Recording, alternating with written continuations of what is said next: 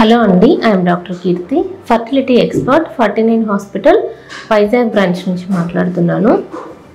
So ఈరోజు మనము IVF ట్రీట్మెంట్లో యూజువల్గా ల్యాబ్ అనేది వెరీ ఇంపార్టెంట్ అనమాట.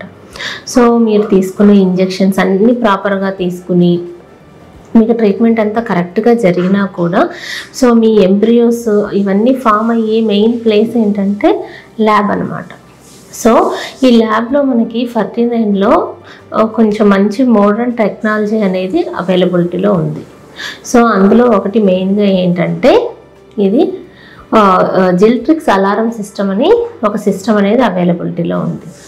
సో ఈ జిల్ట్రిక్స్ అలారం సిస్టమ్ అంటే మనకి చిన్న ప్రాబ్లమ్స్ యూజువల్గా ల్యాబ్లో ఏంటంటే అట్మాస్ఫియర్ అనేది కరెక్ట్గా ఉండాలి.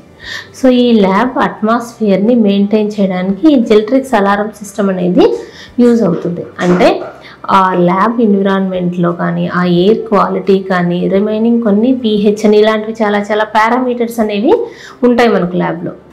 సో అటువంటి పారామీటర్స్లో ఏదైనా కొంచెం చేంజ్ వచ్చినా కూడా మనకి ఎంబ్రియోస్ అనేవి ఎఫెక్ట్ అవుతాయి. ఆ ఎంబ్రియో క్వాలిటీ ఎఫెక్ట్ అవ్వడం వల్ల ఏమవుతుందంటే ప్రెగ్నెన్సీ ఛాన్సెస్ అనేవి తగ్గుతాయి.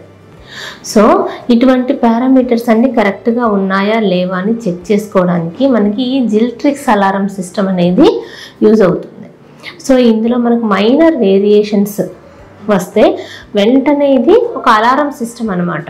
సో ఈ అలారం సిస్టమ్ ద్వారా సో ఎంబ్రియాలజిస్ట్కి సో అందులో ఉన్న వాళ్ళకి ఏంటంటే మెసేజెస్ అనేవి వెళ్తాయి. సో ఇలా మనము మైనర్ వేరియేషన్స్ని కూడా మనం ల్యాబ్లో కరెక్ట్గా మెయింటైన్ చేయడం ద్వారా ఏమవుతుందంటే మనము హైయెస్ట్ సక్సెస్ రేట్ని పేషెంట్స్కి అనేది ఇవ్వగలం. సో దిస్ ఈజ్ అబౌట్ జిల్ట్రిక్స్ alarm system. Thank you so much.